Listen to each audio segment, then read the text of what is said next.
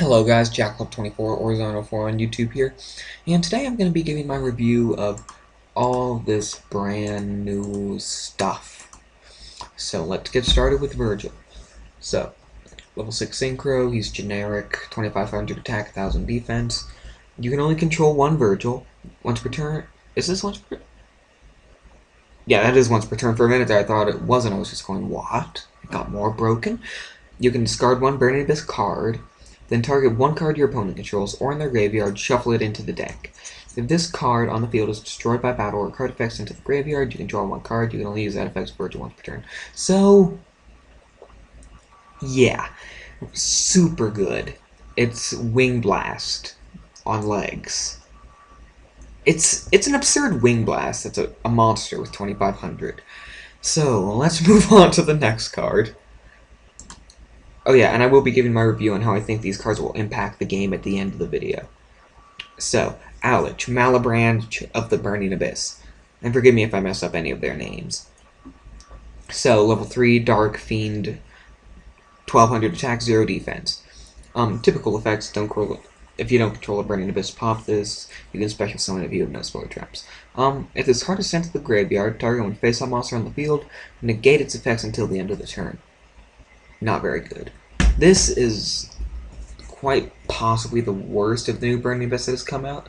I can see it as a possible, highly unlikely tech in at maybe one, but you are not going to see all that much play. Let's move on to Rubik. Rubik, Malebranche of the Burning Abyss. Okay. Wait, wasn't... Okay, they're all Malebranche. So, typical effects, special summon itself and all that, but oh wait, that's it. So if you control a monster that's not Burning Abyss, destroy it. Cannot be used for a synchro summon except for the synchro summon of a Burning Abyss synchro monster. If you control no spell or trap cards, you can special summon this thing from your hand. You can only use that effect of it once per turn. So, oh yeah, 100 attack, 2100 defense, typical attributes and stuff, but it's the tuner. Konami basically went and said, okay, you guys think you're gonna play the tuner however terrible it is?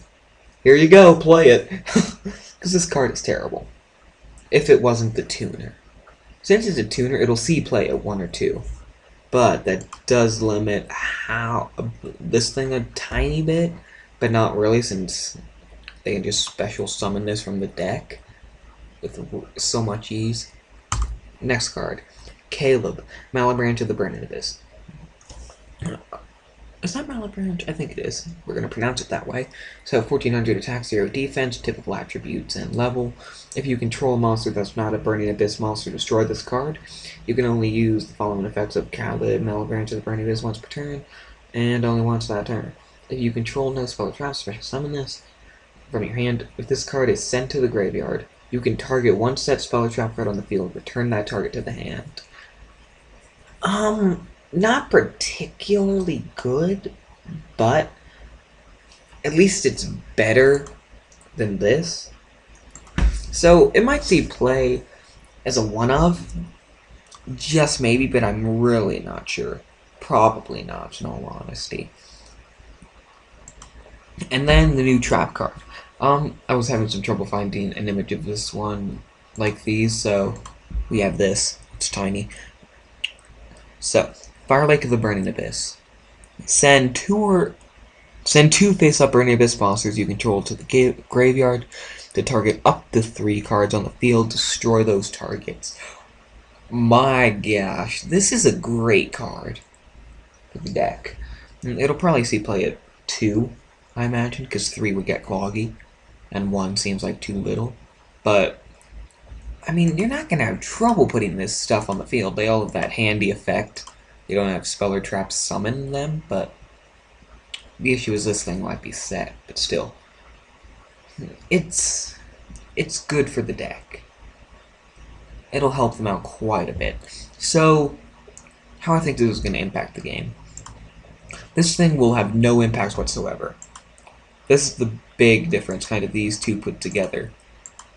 So, this one's absurd, this one's terrible, but you need this one for this one. So basically, you're gonna run Rubik for the sake of summoning Virgil. It'll boost Burning Abyss to a bit of a higher level.